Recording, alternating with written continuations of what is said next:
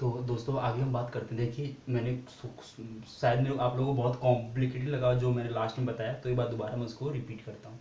तो हमने ये जान लिया, क्या जान लिया कि भाई मेरे पास इक्विवेलेंट वेट ऑफ हाइड्रोजन मेरे पास कितना होता है, हमारे पास 1.008 ग्राम, या फिर मैं इसे 1 ग्राम में सीधा कह दूँ। मुझे पता है कि इक्विवेलेंट वेट ऑफ मेरे पास ऑक्साइड यानी कि O2 माइनस, इसे मैं सीधा ऑक्सीजन कह दूँ, क्या कह दूँ, ऑक्सीजन कह दूँ, तो मेरे पास वो कितना होता है 8 ग्राम मेरे पास होता है। या फिर मैं इक्विवेलेंट वेट क्या कह दूँ, इक्विवेलेंट वेट ऑफ मेरे पास मैं क्लोरीन क्या कह दूँ, तो क्लोरीन का मेरे पास कितना होता है 35.5 होता है। बिल्कुल ठीक है। अब मैं आप लोगों को इस डायग्राम से ये बताना चाह रहा हूँ, क्या बताना चाह रहा हूँ कि बुक की जो डेफिनेशन दी हुई है क्यों ऐसी दी हुई है। तो मैंने आप लोगों को ये अब समझ, मैंने बताता हूँ। यहाँ देखिए सबसे पहले आप मान लीजिए कि आपके पास हाइड्रोजन है। मुझे पता है कि 1 मोल ऑफ इलेक्ट्रॉन हाइड्रोजन के इतने के साथ रिएक्ट करता है, कितने के साथ, इतने के साथ रिएक्ट करता है। ठीक है।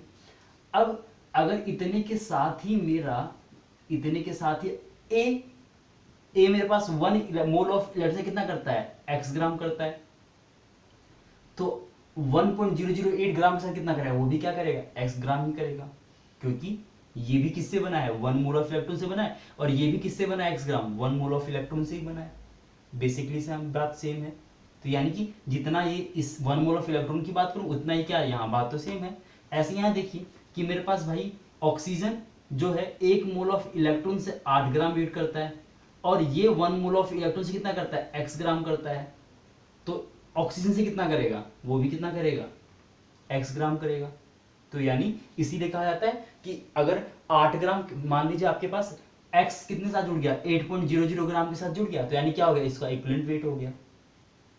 ऐसे ही यहाँ पे देखिए आपके पास क्लोरीन आपके पास है कि भाई एक chlorine 1 mole of electron chlorine के 35.5 ग्राम से रिएक्शन करता है, तो ए किसने कितना करता है, एक्स ग्राम करता है, तो एक्स ग्राम भी कितना करेगा, क्लोरीन के 35.5 से करेगा। इसीलिए बुक के अंदर ये लिखा जाता है कि the equivalent weight is defined as the amount of substance that can be combined with that much of mass of a hydrogen, that much mass of a oxygen, that much mass of a chlorine, जो basically ठीक है लेकिन वो बिल्कुल हम relevant नहीं है। तो उसको रेलिवेंट मैंने आप लोगों को बताया कि क्यों आया, वो कैसे नंबर ऑफ इलेक्ट्रॉन से हमारे पास इक्विवेलेंट वेट हमारे पास होता है, और इक्विवेलेंट वेट का मेरे पास मतलब क्या होता है कि अमाउंट ऑफ सब्सटेंस जो 1 मोल ऑफ इलेक्ट्रॉन के साथ रिएक्शन कर सकता है या 1 मोल ऑफ इलेक्ट्रॉन से रिएक्शन करके बना है, वो मेरे पास amount of that substance is known as a equivalent wait.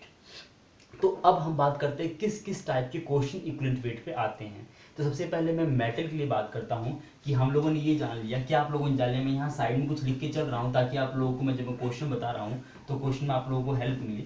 ठीक है। तो मैंने आप लोगों को ये बता दिया, क्या बता दिया कि मेरे पास, मैंने आप लोगों को ये बता दिया कि मेटल का मेरे पास इक्विवेलेंट वेट मेरे पास क्या होता है।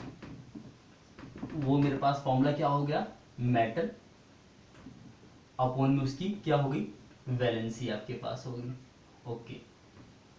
यही सेम आप चीज आप किस में जानेंगे, आप ऑक्साइड में भी जानेंगे कि ऑक्साइड का आपके पास कितना होता है इक्विवेलेंट वेट। ऑक्साइड का इक्विवेलेंट वेट आपके पास क्या होता है, उसका मोलर मास, मतलब मोलर मास ऑफ ऑक्सीजन। मैं जब अगर ऑक्सीजन कह रहा हूं तो मैंने एक O की बात कर रहा हूँ, अगर डाई ऑक्सीजन कह रहा हूं तो मतलब O2 की बात कर, लेकिन यहाँ ऑक्सीजन तो मतलब एक O की बात कर रहा हूँ, और अपोन में 2, अपोन में 2। तो अब मेरे पास जो पहला केस स्टार्ट होता है कि मेरे पास अगर आपको मेटल की वैलेंसी पता ही ना हो तो आप उसका इक्विवेलेंट कैसे निकालेंगे। तो सबसे पहला मेरे पास, हमारे पास क्या, हमारे पास टॉपिक यहाँ स्टार्ट होता है, how to calculate equivalent weight of metal. तो इक्विवेलेंट वेट ऑफ मेटल कैसे कैलकुलेट करते हैं, ये हमारे पास यहाँ से टॉपिक स्टार्ट होता है। तो इस टॉपिक में स्टार्ट होने से पहले मैं आप लोगों से क्वेश्चन देता हूँ। क्या क्वेश्चन होता हूँ, कहता हूँ देखिए कि मेरे पास एक क्वेश्चन, मेरे पास क्या है क्वेश्चन, मेरे पास ये है कि 0.5 gram of a metal completely react with oxygen and formed 1.5 gram of metal oxide, then find equivalent weight of metal, ये मेरा पहला क्वेश्चन है, metal, find the equivalent weight of a metal, then find equivalent, marker दूसरा ले लेते हैं, marker हमारा बंद हो गया ये, इक्विवेलेंट वेट ऑफ मेटल। अब देखिए, अब आपसे आपके पास इसके अंदर क्या, आपके पास झोल हो गया, झोल आपके पास क्या हो गया, झोल आपके पास ये हो गया कि ना तो जो आप लोगों ने फॉर्मूला पढ़ा है मेटल अपॉन में वैलेंसी। लेकिन अगर आप बुक की डेफिनेशन में जाओ तो बुक की डेफिनेशन क्या कहता है, कहता है कि भाई मेरे पास x ग्राम अगर 8.00 ग्राम के साथ रिएक्ट करता है तो मेरे पास वो क्या होता है, वो क्या होगा, ये क्या कहलाएगा, इक्विवेलेंट वेट कहलाएगा। अब यहाँ क्वेश्चन क्या कर रहा है, 0.5 gram of metal completely react with the form 1.5 gram of metal oxide, यानी कि आपके पास जो मेटल ऑक्साइड है वो आपके पास कितना है, 1.5 ग्राम है, जिसके अंदर मेटल आपके पास कितना है, जिसमें मेटल आपके पास कितना है 0.5 ग्राम है, यानी उसके अंदर ऑक्साइड कितना होगा, ऑक्साइड कितना होगा 1 ग्राम होगा। ये बात नहीं समझ आ रही आप लोगों को, यानी कि 0.5 ग्राम ऑफ मेटल कितने के साथ रिएक्शन कर रहा है, वो रिएक्शन कर रहा है मेरे पास 1 ग्राम किसके साथ, O2 माइनस के साथ। क्लियर बात समझिए।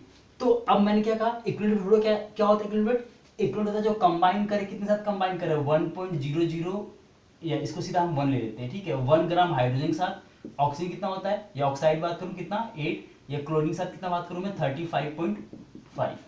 ये मैं बुक की बता रहा हूं पहले, फिर मैं अपने फॉर्मूले पे लगाऊंगा। तो आपके पास 0.5 ग्राम ऑफ मेटल, तो 8 ग्राम के साथ इतना करा तो 8 ग्राम कितना साथ करेगा, आप क्या करोगे यहाँ 8 से मल्टीप्लाई करोगे दोनों तरफ, तो आपके पास कितना जाएगा 8 ग्राम, यहाँ मल्टीप्लाई करोगे यहाँ भी 8 से करोगे तो आपके पास नहीं 8 में 40 4 ग्राम। तो यानी आपके पास इक्विवेलेंट वेट आपके पास क्या हो गया, ये आपके पास हो गया इक्विवेलेंट वेट। मेरी बात समझ आई आप लोगों को, यानी कि हमने सिंपल जो बुक के अंदर डेफिनेशन दी है, बुक की डेफिनेशन से हमने सॉल्व किया। इसको क्या सॉल्व किया कि मेरे पास अगर कोई मेटल है, मेटल ऑक्साइड है, तो मैंने क्या किया सिंपल, मेरे पास मेटल ऑक्साइड 1.5 ग्राम है, मैंने कहा कंप्लीटली रिएक्ट करिए, यानी कि 0.5 ग्राम इसमें प्रेजेंट ही होगा और बाकी क्या होगा, बाकी ऑक्साइड होगा। तो मैंने ये निकाला कि भाई मेरे पास ऑक्साइड 1 ग्राम उसके अंदर ऑक्साइड है, और अकॉर्डिंग टू डेफिनेशन क्या कहता है, किसी का भी इक्विवेलेंट वेट कितना होता है जो 8 ग्राम ऑफ ऑक्सीजन के साथ कंबाइन कर सके। तो मैंने निकाला कि 1 ग्राम के साथ 0.5 ग्राम ऑफ मेटल करता है, तो 8 ग्राम के साथ कितना करेगा, 8 से मल्टीप्लाई करूंगा तो कितना करेगा 4 ग्राम करेगा। तो ये मेरे पास क्या है, इक्विवेलेंट वेट आ गया। अब हम जरा एक यहाँ से बहुत इंटरेस्टिंग फॉर्मूला पढ़ते हैं, और वो फॉर्मूला जरा देखिए आप लोग क्या कहते हैं। अब मान लीजिए मेरे पास, प्लीज ध्यान दीजिएगा, ये अब मैं आप लोगों का ये इनहेंस करने के लिए बता रहा हूँ कि मतलब समझ में आए चीजों को आप लोगों को, ये तो सिर्फ बात होगी फॉर्मूले की। अब देखिए मैं बात करता हूँ कि आपके पास कोई भी मेटल होगा वो हमेशा किस में होगा, कुछ प्लस एन में होगा, समझिएगा इस चीज को। और आपके पास उसके अंदर ऑक्साइड किस में होगा, हमेशा क्या होगा -2 में होगा। यानी कि जो मेटल ऑक्साइड का जो फॉर्मूला होगा, हमेशा मेटल ऑक्साइड का फॉर्मूला क्या होगा, हमेशा मेटल ऑक्साइड का फॉर्मूला हमेशा क्या रहा होगा, आपके पास M2 और O की N रहा होगा। बिल्कुल ठीक आपके पास है। अब मैं क्या बात कर रहा हूं, मैं बात कर रहा हूं कि अगर मैं कहूं कि इक्विवेलेंट वेट ऑफ मेटल से आपसे कहूं, इक्विवेलेंट वेट ऑफ मेटल, तो अभी हमने क्या पढ़ा है, इक्विवेलेंट वेट ऑफ मेटल क्या आपके पास होता है, इक्विवेलेंट ऑफ मेटल क्या होता है, मेटल अपॉन वैलेंसी। तो यानी कि मेटल किस में है, molar mass of metal upon में आपके पास क्या हो गया, उसकी वैलेंसी कितनी है n, इसको नंबर आप 1 दे दीजिए। मैं कहता हूं इक्विवेलेंट वेट ऑफ ऑक्साइड, यानी कि ऑक्सीजन, ऑक्सीजन आपके पास, तो आपके पास है उसका molar mass of oxygen, molar mass of oxygen, और वो आपके पास कितना हो गया 2 हो गया, इसको नंबर 2 दे दीजिए। मैं ऊपर का ये मिटा रहा हूं, ठीक है, ताकि हमारे पास जगह थोड़ा सा हो सके। अच्छा, तो आपके पास अगर मैं 1 को 2 से डिवाइड कर दूं, ध्यान दीजिएगा, 1 को मैं 2 से डिवाइड कर दूं, आपके पास क्या हो गया, 1 को मैं 2 से डिवाइड कर दूं, 1 को अगर 2 से डिवाइड करता हूं मैं, 1 को डिवाइड कर दे रहा हूं किससे, 2 से, तो आपके पास वो क्या आ जाएगा, मोलर मास अपॉन में n, मोलर मास किसका, मोलर मास मेटल का, मेटल का अपॉन में n मल्टीप्लाई में डिवाइड करूंगा तो मेरे पास ये 2 ऊपर चला जाएगा, 2 और molar mass of oxygen, molar mass of oxygen. अच्छा, अब जरा बात दोबारा यहां पर आएगी मैं कहता हूं कि इसके अंदर कितना अमाउंट प्रेजेंट होगा, किसका, मेटल का, तो आप कहोगे 2 मल्टीप्लाई में मोलर मास ऑफ मेटल। मैं कहूँ कितना इसके अंदर ऑक्सीजन प्रेजेंट होगा, तो आप क्या कहोगे n मल्टीप्लाई में molar mass of n multiply molar mass of, या फिर आप क्या कहोगे कि मेरे पास n मोल ऑफ दिस और n मोल ऑफ दिस। यानी इवेंचुअली आपने क्या किया, आपने इक्विवेलेंट वेट ऑफ मेटल और इक्विवेलेंट वेट ऑफ ऑक्साइड को, equivalent weight of metal divide by में इक्विवेलेंट वेट ऑफ ऑक्साइड, ये बराबर किसके होता है, बराबर होता है मास रेशियो, किसके होता है, मास रेशियो, किसका, mass ratio of metal to किससे, ऑक्साइड। यानी आप इसे कह सकते हो कंपाउंड के अंदर mass of metal in compound, mass of metal divide by में मास ऑफ ऑक्सीजन। अब इसी, ध्यान दीजिए इसी क्वेश्चन को हम सॉल्व करते हैं इस तरीके से। तो मैंने कहा इक्विवेलेंट वेट ऑफ मेटल आपको निकालना है, तो मान लीजिए इक्विवेलेंट वेट ऑफ आपको मेटल निकालना, वो आपने क्या मान लिया, x मान लिया। आप लोगों को इक्विवेलेंट वेट ऑफ ऑक्सीजन पता है, ये क्यों, कि वो कितना होता है, वो आपके पास 8.00 ग्राम होता है। कैसे, हमने पहले भी समझा कि ऑक्सीजन 2 इलेक्ट्रॉन के साथ रिएक्शन करता है, वो हम लोग पहले पढ़ चुके हैं। तो आपके पास यहाँ कितना आपके पास हो गया, 8 आपके पास हो गया।